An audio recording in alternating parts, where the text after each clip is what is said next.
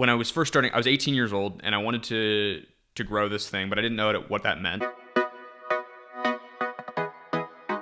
So you have a web site agency, a web development agency. You have about 13 team members, and you're doing about $1.25 million yearly revenue.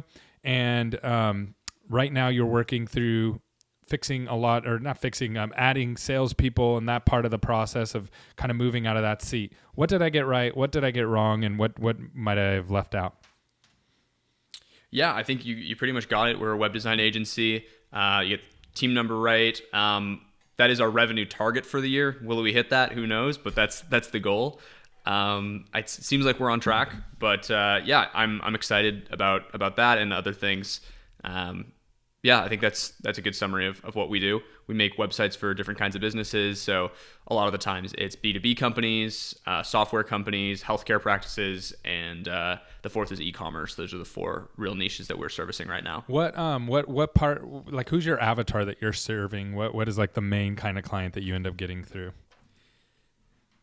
Typically it's someone who built their website themselves the first time or had someone on their internal team build it and like it got the job done. And that's actually what I think that's a prudent decision, right? For your first version of your website to do it yourself, because it's not the most important variable when you're first starting out. But as you start to grow and you're taking your business more seriously, they're like, okay, this is a concept that's working. We're generating profit. This company is going places. Let's start getting serious about our branding and marketing. Let's bring in Max's team to make that happen. Yeah, and I know that you've experienced a lot of growth lately. What's happened there? Why have you really started to grow? A lot of growth has come from two things, I would say. One is getting really, really organized because when I was not organized, there were too many pieces that were moving in directions that I didn't keep track of, and then I wasn't able to. I couldn't focus on sales the way that I needed to in order to allow that growth to happen. So one is getting super organized, and then two is getting really systematic about my sales process, which I guess is also being really organized. But it's treating sales the same way you treat everything else in your business, which is if you don't, it's not. You can't just set a revenue target and hope that you're going to get there. You have to build a system to actually achieve that target. And what do you do every day that leads you to that number? That's I think the mindset shift that's led to the growth. And so when you got organized, like how much growth have you experienced since you've really put your mind to it and got those systems organized? I took an interesting journey. I think it's reminiscent of a lot of different marketing agencies. What we started with.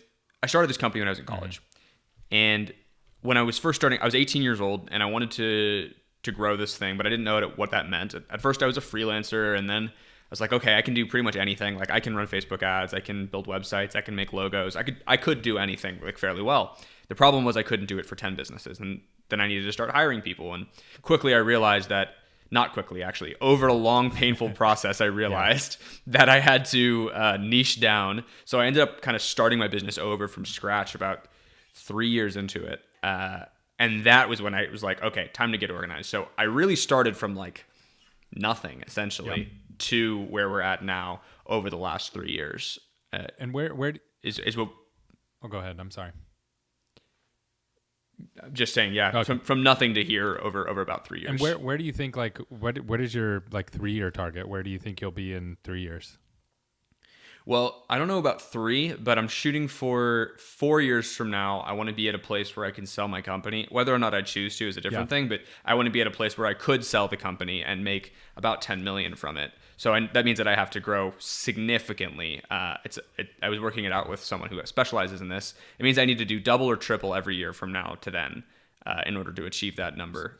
So that's, wherever you want to place me on that progress bar 3 years from now is my 3-year target. Got it. And so what are your like initial steps right now that you're working on to get to that 4-year target?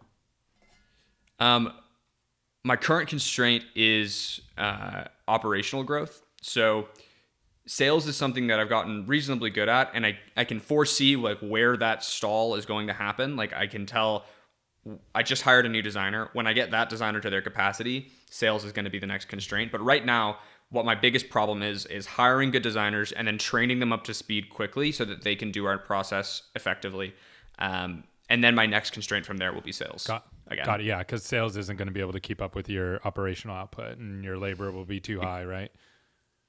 Exactly. And web design is such like it's kind of a low margin business, Yeah. really, if you're doing custom sites like what we do. So any operational, and this problem diminishes as you grow, but any operational capacity that you're not using is really expensive. It's a huge opportunity cost. Yeah. And just a raw cost. Yeah, yeah. And so what are you how are you tackling that? I know one of the things that makes you kind of unique is you're super system driven, right? So you are in an artistic niche, right? Where you're like, hey, we're going to make you a really nice website, but you're solving it through airtight systems, which usually those two things are opposite ends of the stick. So you're more systems driven, correct? Yeah, that's fair to Yeah. say. I'd say the way we're tackling that, to answer your question, we take design students right out of college who have no experience working in websites, and we take them into an internship. This is where every successful designer I've had over the last 3 years really has come from. We take them out of this intern and we put them through like a 3 to 6 month internship where they're doing projects for us and they're making money for us, but they're also generating like they're developing their skill sets. They're going through training materials, and the trainings themselves have become more rigorous over time.